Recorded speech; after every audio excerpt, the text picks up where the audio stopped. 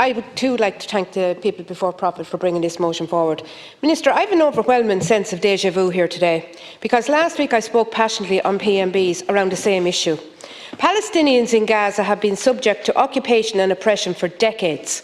Multiple generations of men, women and children born into and subject to torture, systematic, unlawful and arbitrary killing.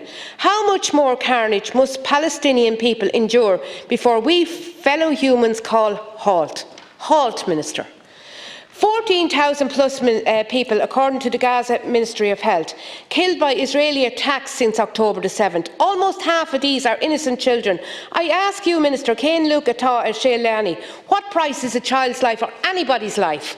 Hospitals bombed, schools already sheltering, people fleeing bombing, deliberately targeted and destroyed, refugees fleeing south at Israel's demand, bombed and killed as they flee.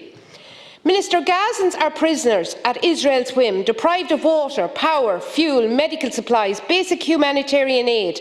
Are you aware that members of the UN food security sector have been unable to deliver aid to North Gaza as access has been virtually cut off by Israel? Gazans have been starved, ministers, bakeries deliberately destroyed, no bread, no water, no medicines, children with nothing to eat, newborn babies whose mothers cannot feed them, bombed hospitals struggling to treat thousands of injured with no morphine.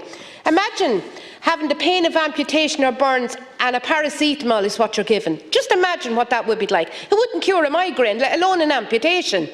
Israel must face consequences now for the actions which fly in the face of every international and human rights law. Last week, Sinn Féin called for this House to refer Israel's actions to the International Criminal Court. I repeat that call today, Minister.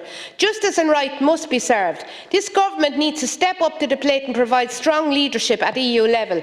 You must intensify its calls for an immediate humanitarian ceasefire and the immediate release of all hostages. And I welcome that some are being released, but it must be all, not some.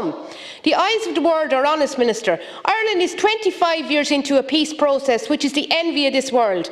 The people of Palestine and Gaza deserve the same. A full ceasefire is what is needed now. And I might mention, to finish with this, I am very disappointed to think that the Taoiseach left the chamber. Thank you.